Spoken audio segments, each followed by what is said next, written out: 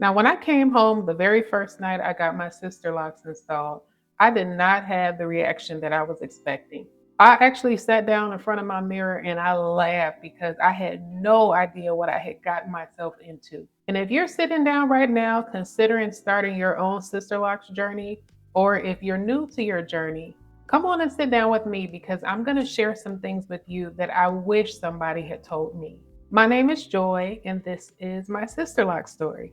There are about 7 things that no one prepares you for during your first year. Things that your consultant, they might mention in passing, but a lot of times those types of things don't really land until you're living it. But first, let's talk about what's actually coming this first year. The first thing, and I think this is what catches a lot of women off guard, is when you first come home, you may not immediately like your hair. And I want to sit with that for a moment. Now, you go to a traditional hair salon and you sit down and you get your hair done and you walk out with a finished, done hairstyle, like you're ready to go out on town, take pictures, all of that.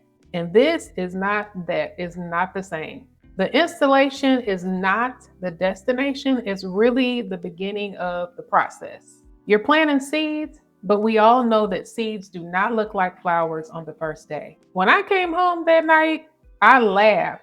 I mean, I stood in the mirror and I laughed. I was kind of in disbelief because I had just spent all this money and all this time to get these locks installed, and I was committed. And I was like, okay, I guess this is what we're doing. And I want to tell you that moment is completely normal and you have to give yourself grace. What you look like on day 1 is not the same as what you look like on year 2. You have to trust the process. And you have to trust the process even before you see it. Point number 2, you are paying for expertise, not just a hairstyle. The sticker shock is real. Now you got to look at the installation, you're looking at the reties, you're totaling and tallying things up and realizing that you are committing to a price point consistently, indefinitely. And I think most women, when they're considering Sisterlocks, they sit down and they have to ask themselves, is this really worth it? And I want to speak directly to that moment because here's what I know that now that I wish I'd known back then is that you're not just paying for a hairstyle, but you really are paying for expertise. You're paying for a trained consultant who's going to learn how to understand your hair and what works best for your hair and recommend options and tips and products and things of that nature all along the way to help you on your journey. And if hair loss is a part of your story as it is with mine, then that expertise, it is not just a nice to have, it becomes a necessity. I really don't think I could maintain my locks at home considering all the different things that I have to work through with my hair and my scalp. I always say I rely on my professionals, my loctician, and my dermatologist because they keep me together. So, yes, the investment is real, but what you're receiving in return is also very real. Think of it less as a beauty expense and more of a long term investment in your hair. Because for many of us, it truly is. Now, I want to talk about the commitment that comes after the financial one because this one can also catch people off guard. Point 3 is your maintenance schedule. When you get your Sisterlocks installed, you are entering a professional relationship. And like any professional relationship, it requires commitment and consistency in order for it to work. Your loctician is learning your hair, your scalp, what works, what doesn't work, how it changes as it grows, and they're building that knowledge in real time over time about you. And that knowledge really does compound as you go along in your professional relationship with your loctician. So when you push off appointments and you reschedule and you think, oh, it'll be fine. Oh, I just missed one. You're not just missing a maintenance visit, you are actually interrupting a process. And in the first year, that process is everything. Let me tell you 2 appointments that I had to reschedule. Um, One was around the birth of my daughter, and the other one was a snowstorm we had here in the DFW area where I was iced in the house for a week. Those are the only 2 that I have missed and had to reschedule in 5.5 years. New locks are fragile. They're not yet mature. They need consistent attention. And that attention needs to come from someone who knows what they're looking at. Getting on that schedule and committing to it is one of the most important things you can do over the first 12 months. You want to make sure you're a compliant client. And it's really a strong reason behind why you stay on the schedule that you do. The maintenance is everything. Your lactician is not just doing your hair, they're really helping to build something for you. And you want to make sure that you show up for that. Point number 4 is connected to point number 3, but it still deserves its own conversation because really it's everything. Your lactician, they're going to give you guidance specific to your hair, what to use, what to avoid, things that they're noticing. Thanks to my lactician, that was how I discovered that I had a form of alopecia. If she would not have called that out for me, it would have taken me much longer to figure out what was going on, and I would have probably lost a lot more hair. And that comes a lot from the consistency of having your locks and your scalp reviewed on a consistent basis and following the guidance that you get from the hair professionals in your life on a consistent basis. If you don't consistently follow a routine and or the guidance you receive, you will not get a consistent result. And I know that sounds straightforward, but that's one of the harder disciplines of this journey, especially in the early months when everything is new and you're still curious. There are going to be days you want to experiment with a product that you saw online, but your locks are not yet mature and you have a specific routine that you're following or that you may have been advised to follow. That's when the consistency is definitely everything. I didn't really do a lot of experimenting with products until my locks were mature. Your hair will tell you, your scalp will tell you, and that data will show up when you're on a journey like this if you're doing something right or wrong. You'll see it in how they form, you'll see it in your scalp, you'll see whether you're moving towards healthy hair and scalp or away from it. And consistency is not just a best practice, but it really is the architecture of the result that you're forming and working towards. Now, this next one kind of surprised me, and it may surprise you too.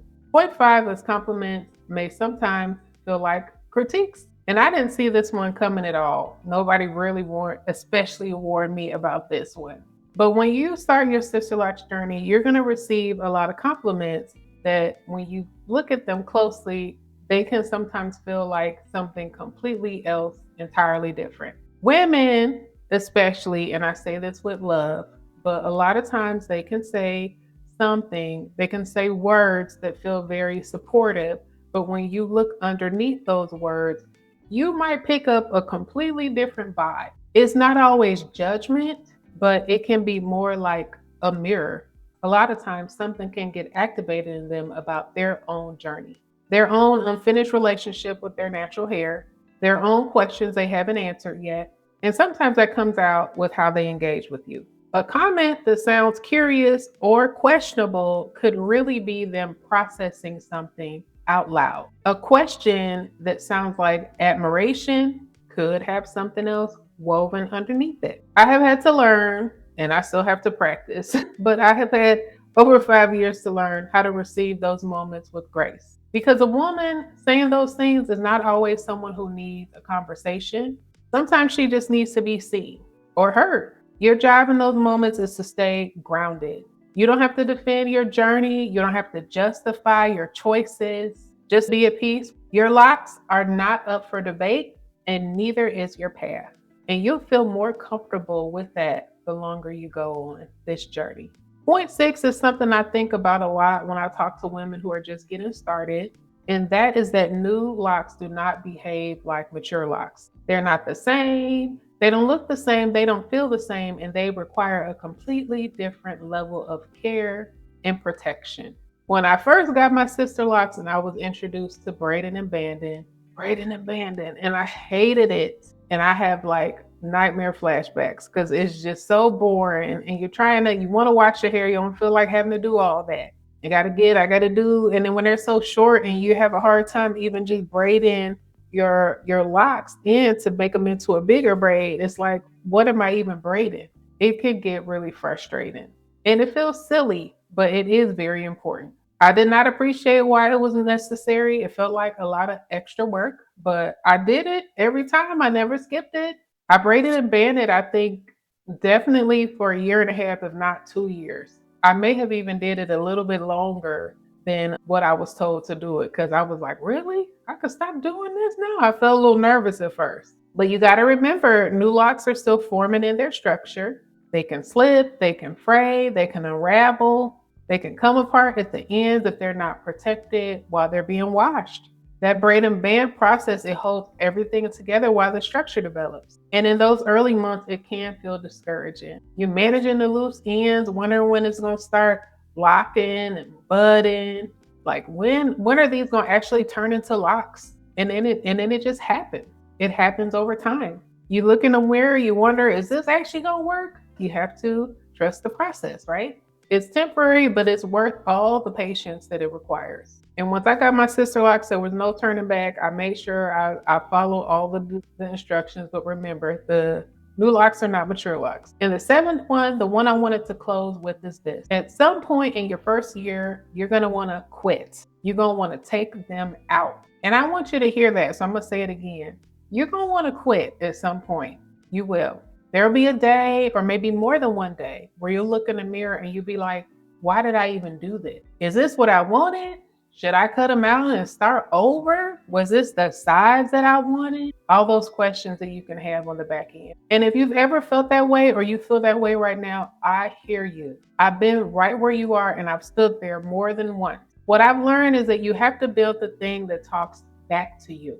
For me, that means sometimes looking back at my early videos or pictures. Sometimes that thing that calls you back could look like prayer and a surrender. Sometimes it can look like a good conversation with your loctician or a friend. And especially the loctician part, because they can see what you can't see. Your support circle, build it because you're going to need it. You're going to need it on those days. The decisions that impact our hair are oftentimes so much bigger than hair. Your Sisterlocks journey, it really teaches you something about yourself. It teaches you about patience and what it's like to commit to something that you can't control, about surrendering to something and trusting that it's working, even on the days when you cannot see it. I've had to surrender myself to the process over and over again, taking it as it comes through my hair loss journey. I don't know what the future may hold, but I'm kind of along for the ride, especially at this point, 5.5 years in. I'm doing the best I can. I'm still here, I'm still filming, and I'm still grateful. If you're in the middle of your first year right now, or if you're just about to begin, I want you to know that you're not alone in any of it. I've documented almost every month out of my first year and months all along the way throughout my journey in a playlist that you'll find on the front page of my YouTube channel. It's the good, it's the confusing, it's the bad, it's the ugly, it's the beautiful. It's all of it in the description below. I want you to see what is actually possible because it's possible. And if what I'm sharing with you resonates in any way, please do subscribe. I would love to have you with me on this journey. I'll see you in the next one. Take care of yourselves. Bye.